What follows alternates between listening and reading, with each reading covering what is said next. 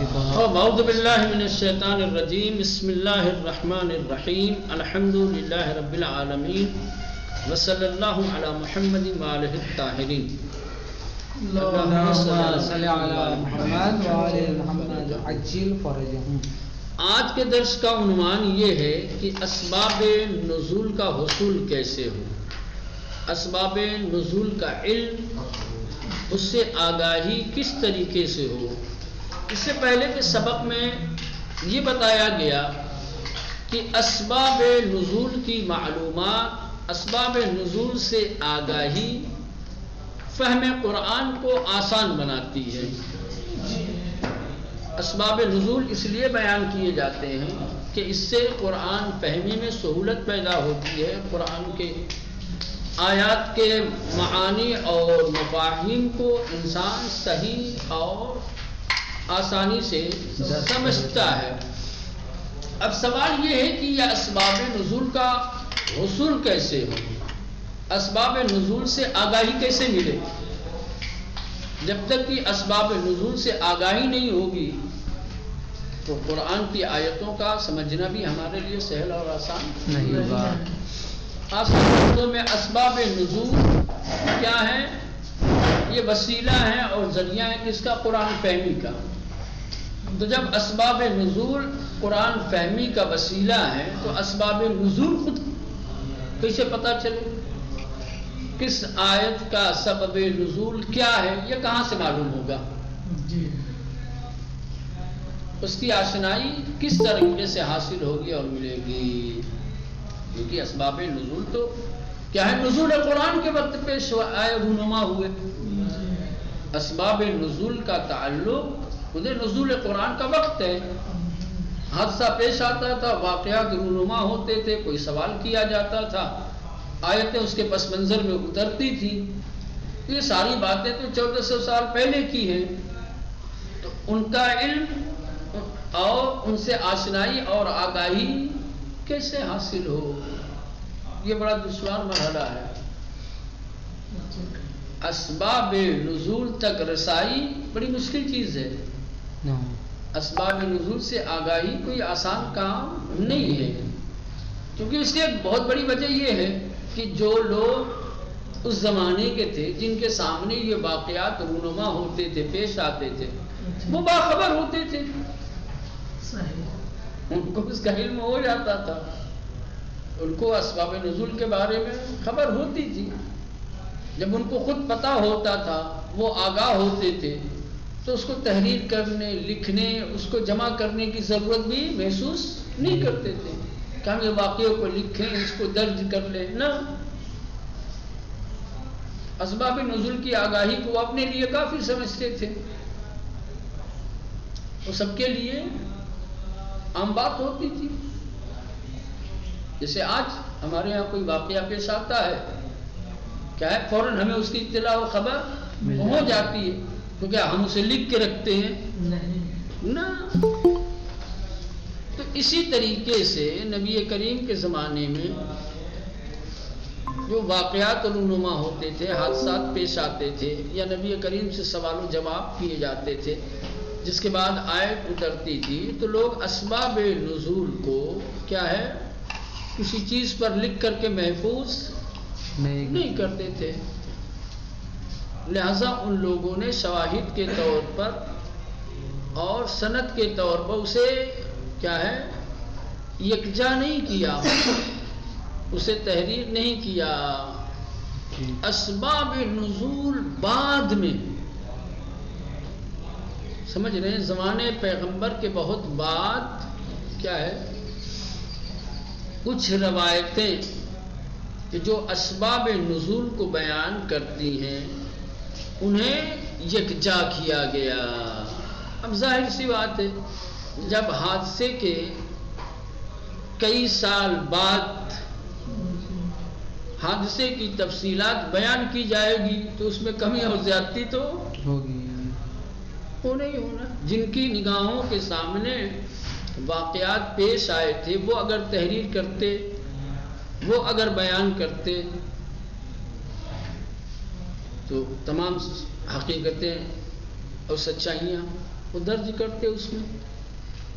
بعد کے لوگوں نے کس طریقے سے اسباب نزول جو روایتیں بیان کرتی ہیں ان کو بیان کیا. اسی لیے اکثر مفسرین نے کہا ہے کہ وہ روایتیں کہ جو آیات کے اسباب نزول کہی جاتی ہیں، اسباب نزول کو جو روایتیں بیان کرتی ہیں اس میں زیادہ تر ضعیف اور غیر معتبر ہیں. ضعیف اور معتبر ہونے کی وجہ یہی ہے کہ زمانے پیغمبر کے بہت بعد وہ روایتیں کیا ہے نقل کی. بات سمجھ میں؟ اسباب نزول جو قرآن فہمی کا ذریعہ اور وسیلہ ہیں، خود اسباب نزول سے آشنائی اور آگاہی بہت دشوار مرحلہ ہے، کیونکہ جو قدیم زمانے کے علماء تھے ان کے پاس کیا ہے اسباب نزول کا علم تھا، اسباب نزول سے وہ لوگ باخبر تھے. سمجھ رہے ہیں؟ لہذا وہ تحقیقی طور پر اسباب نزول کو کیا ہے کسی چیز پہ درج نہیں کرتے تھے، لکھ کے رکھتے نہیں تھے. سمجھ رہے ہیں؟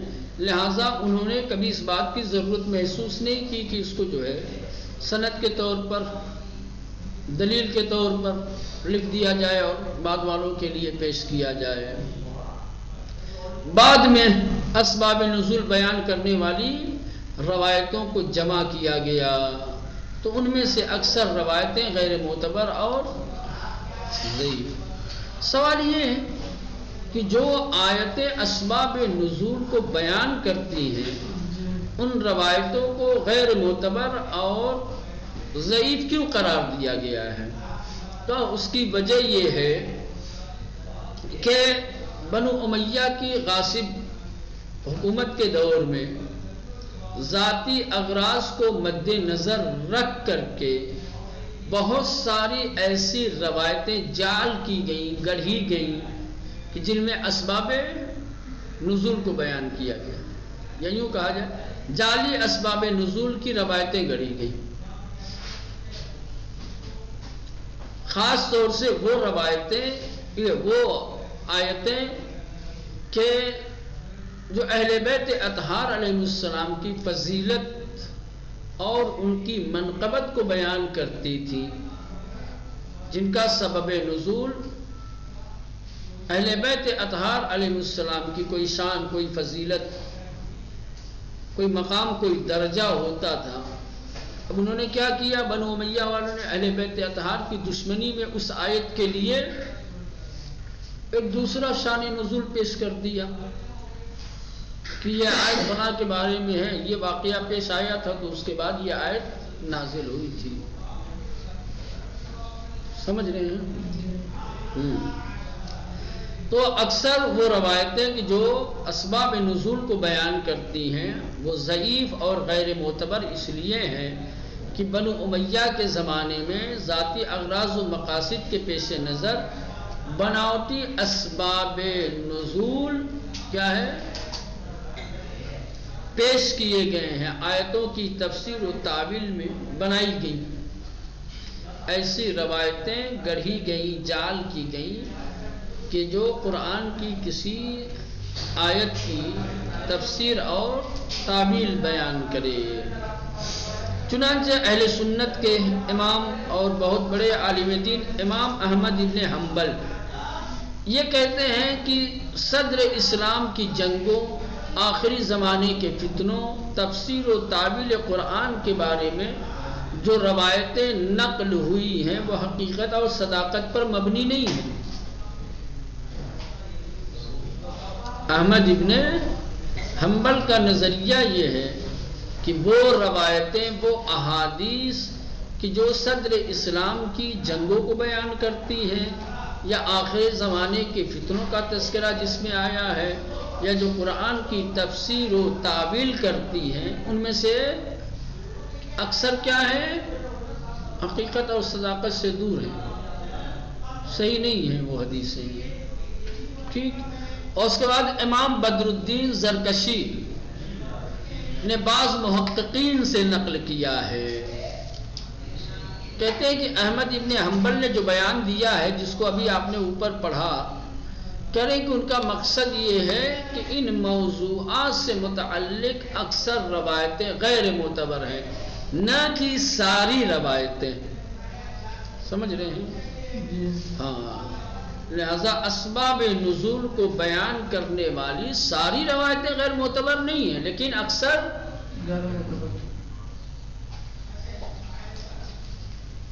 یعنی 1000 روایتوں میں سے آپ کو 600-700 جو ہے غیر معتبر ملے گی. اب کام اور سخت ہو گیا، اب کام اور سخت ہو گیا. ہم چلے تھے قرآن سمجھنے کے لیے، روایت کا ہی سمجھنا مشکل ہوگی.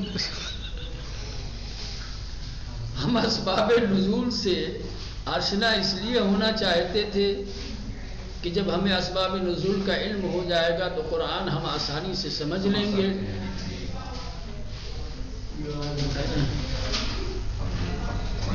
کیسے مثال دیتے ہیں؟ آسمان سے گرے کھجور پیٹ کے، آسمان سے گرے کھجور پیٹ. ہاں بھائی، گئے تھے نماز معاف کروانے، روزہ گلے پڑ گیا. ہمارے بولتے ہیں نا، گئے تھے نماز معاف کروانے، روزہ گلے پڑ گیا.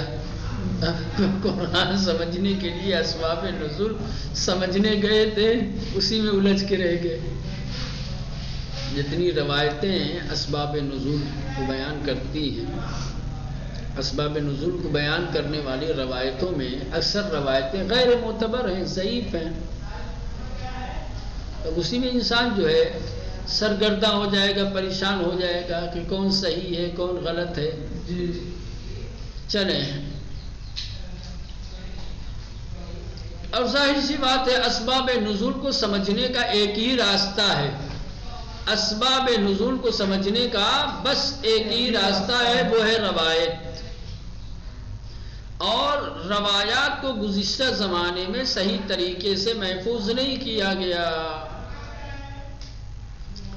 اور جو روایتیں نقل کی گئی ان کے مصادر اکثر معتبر نہیں ہیں. جو کتابیں لکھی گئی وہ خود کتاب لکھنے والے معتبر نہیں تھے، تو ان کی لکھی ہوئی باتوں کا اعتبار کیا ہو. اس کے بعد ایک محقق ہے واحدی، یہ ان کی ایک مشہور اور معروف کتاب ہے جس کا نام ہے اسباب النزول. واحدی اپنی اس مشہور کتاب میں کہتے ہیں کہ جب تک صحیح اور قابل اعتماد روایت دستیاب نہ ہو، آیتوں کے اسباب نزول کے سلسلے میں کچھ نہ کہنا چاہیے. ارے جب تک انسان کو یقین نہ ہو جائے، اعتماد نہ ہو جائے کہ یہ روایت جو اسباب نزول بیان کر رہی ہے یہ روایت صحیح ہے، روایت کے معتبر ہونے اور روایت کے صحیح ہونے کا جب تک کہ اعتماد اور اعتبار نہ ہو، آپ اس سے اسباب نزول نہیں لے سکتے. پہلے روایت کی صحت کا اعتبار ہونا چاہیے، پہلے روایت پر اعتماد ہونا چاہیے، پھر وہ روایت جو اسباب نزول بیان کر رہی ہے اس کو ماننا چاہیے. ویلا کام ضروری ہے کہ روایت واقعات و حادثات کے عینی گواہوں سے نقل ہوئی ہے. ظاہر سی بات ہے حقیقت اور سچائی تک پہنچنے کے لیے بہترین راستہ یہی ہے کہ جس نے اپنی نگاہوں سے حادثات اور واقعات دیکھے ہوں وہ جب بیان کرتا ہے تو انسان کو اعتبار اور اعتماد ہوتا ہے کہ ہاں بھائی یہ واقعے کے وقت موجود تھا، اس نے دیکھا ہے. ٹھیک ہے، لہذا یہ جو بیان کرے گا بالکل صحیح بیان کرے گا. ہے نا؟ جن لوگوں کے سامنے واقعات رونما ہوتے ہیں وہ جب بیان کرتے ہیں تو ان کی باتوں پر اعتبار زیادہ ہوتا ہے بجائے ان کے کہ جنہوں نے نہ دیکھا ہو، جنہوں نے خود دوسروں سے سن رکھا ہو اور وہ بیان کرے. اسلام کی تعلیمات میں خصوصاً یہ روایتوں کے اندر جو اختلافات ہوئے ہیں اس کی ایک اہم وجہ یہی ہے. درجنے بات جو ہے منتقل تو ہوتی رہی ہے لیکن کس طریقے سے؟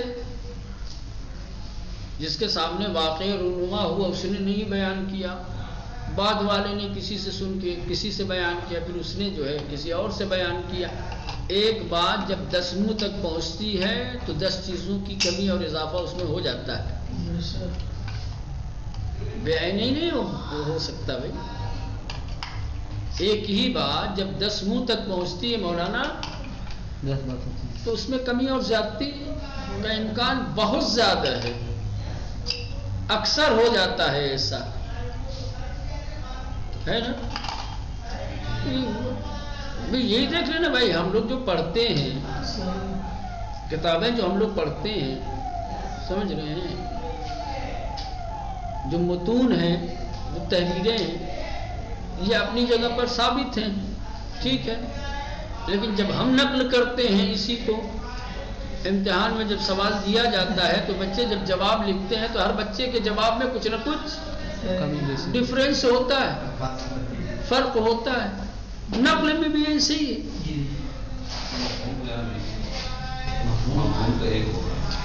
مفہوم میں بھی کہیں کبھی اختلاف ہو جاتا ہے، کسی بات کر رہے ہیں. مثالوں میں اختلاف ہو جاتا ہے، تعریفوں میں اختلاف ہو جاتا ہے. سمجھے؟ نمبر کم زیادہ کیوں آتے ہیں؟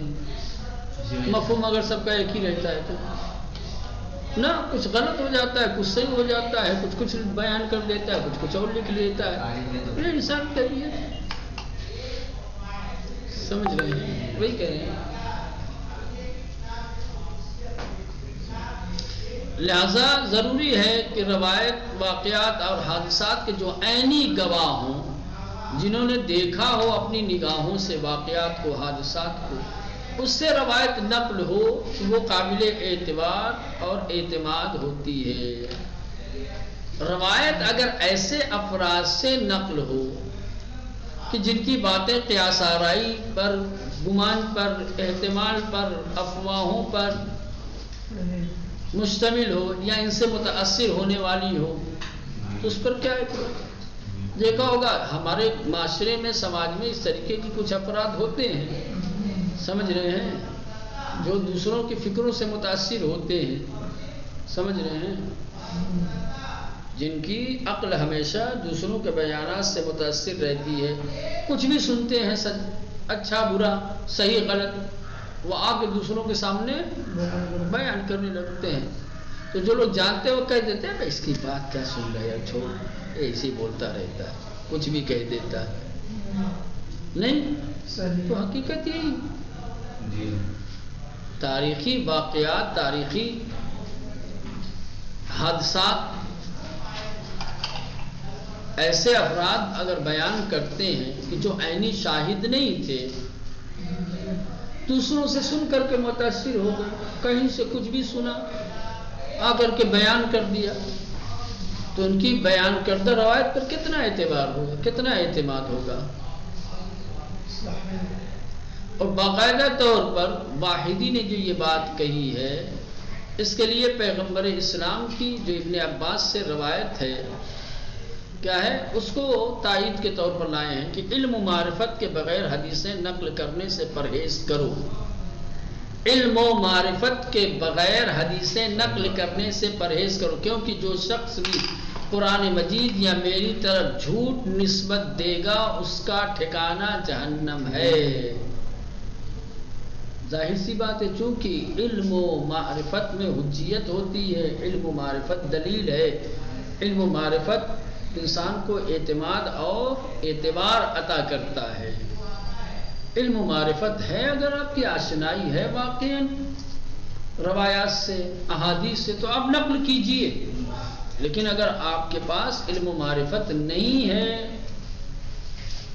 تو آپ قرآن کی طرف یا اللہ کے رسول کی طرف اس روایت کی نسبت دے کر کے نقل مت کیجئے. وَإِلَّا اس لاپرواہی کا نتیجہ آج کل بہت ایسا ہوتا ہے، خصوصاً آپ سوشل میڈیا میں اگر کچھ بھی لکھ کے ڈال دیا جاتا ہے اور کسی امام سے منسوب کر دیا جاتا ہے اور ریفرنس ہوتا ہی نہیں ہے، یا ریفرنس بھی ہوتا ہے جاؤ ڈھونڈو تلاش کرو تو کہیں اس کا وجود ہی نہیں رہتا. اکثر تو یہ ہوتا ہے کہ ریفرنس نہیں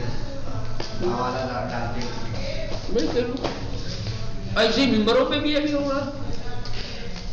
علم و آگاہی نہیں ہے. ٹھیک ہے بھئی آیات بنا کے پڑھ دی جاتی ہے. اب چھوڑو روایتوں کی بات. یا عیسیٰ یا مریم ٹھیک ہے یہ عربی اقوال وغیرہ کو ضرب المثل وغیرہ کو آیتیں بنا کر کے پڑھ دیتے ہیں. تو یہ ہے کہ روایتوں کے باب میں، روایتوں کے سلسلے میں علم و معرفت کیا ہے، یہی معتبر ہے. علم و معرفت اگر آپ کے پاس ہے ٹھیک ہے تو آپ نقل حدیث کیجئے، لیکن اگر علم و معرفت نہیں ہے تو جھوٹی نسبتیں مت دو. پہلا اگر علم و معرفت نہیں ہوگی آپ ایسے ہی منسوخ کر دیں گے قرآن کی طرف کہ قرآن میں اللہ نے یہ کہا ہے یا روایت میں نبی کریم نے یہ فرمایا ہے جبکہ نہیں فرمایا، تو یہ بہتان ہے، ایک طریقے کا افتراء اور جھوٹ ہے. اس کی سخت سزا ہے، جہنم میں جائے گا ایسا انسان.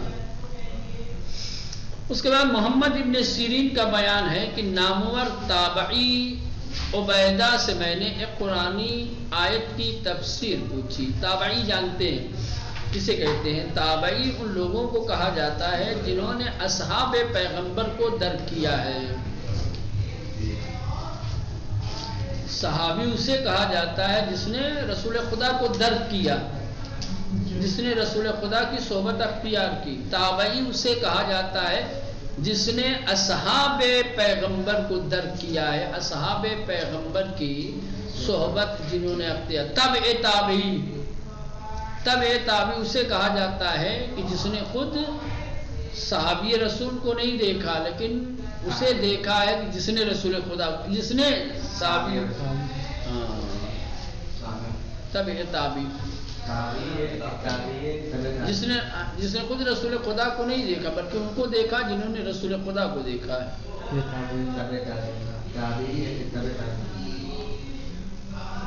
تبع تابعی اصحاب پیغمبر کو جنہوں نے دیکھا، اصحاب پیغمبر کو جنہوں نے دیکھا وہ نہیں، ان لوگوں کو دیکھا ہے جنہوں نے اصحاب پیغمبر کو دیکھا ہے. وہ تبع تابعی. ہاں وہ تبع تابعی. تبع تابعی جو ان لوگوں کو درک کرے کہ جنہوں نے اصحاب پیغمبر کو دیکھا ہو. صحابی جس نے رسول خدا کو دیکھا صحابی، جس نے صحابی کو دیکھا وہ تابعی، اور جس نے صحابی کو دیکھنے والے کو دیکھا اس کو تبع تابعی. جس نے صحابی کو دیکھا ہے وہ تابع ہے. ہاں وہ تابع کہتے ہیں، تابعی تابعی. اور تابعی جس نے اصحاب کو دیکھا، تابعی جس نے اصحاب کو دیکھا. تبع تابعی جس نے صحابی کو دیکھنے والے کو دیکھا. وہاں میں نے اس کو دیکھا ہو، یہ اس کو دیکھا ہو. جناب نے رسول خدا کو دیکھا.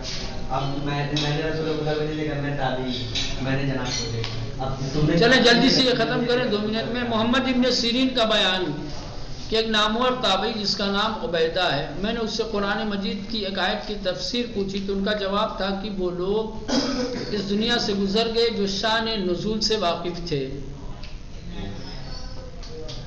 یہ کس کا بیان ہے؟ تابعی کا بیان ہے. تابعی کہتا ہے کہ اس نے عبیدہ سے پوچھا کسی قرآن کی آیت کی تفسیر کے بارے میں. اب میں کیا بتاؤں، ہم وہ لوگ دنیا میں نہیں رہے، گزر گئے جو لوگ شان نزول جانتے تھے. اب شان نزول بتانے والا کوئی نہیں. یعنی واحدی کے بقول اس زمانے میں ایسے بہت سے لوگ ہیں جو تفسیر و تعویل کے سلسلے میں غلط بیانی سے کام لیتے ہیں. لہذا حقائق قرآن تک پہنچنے کے لیے سخت احتیاط کی ضرورت ہے.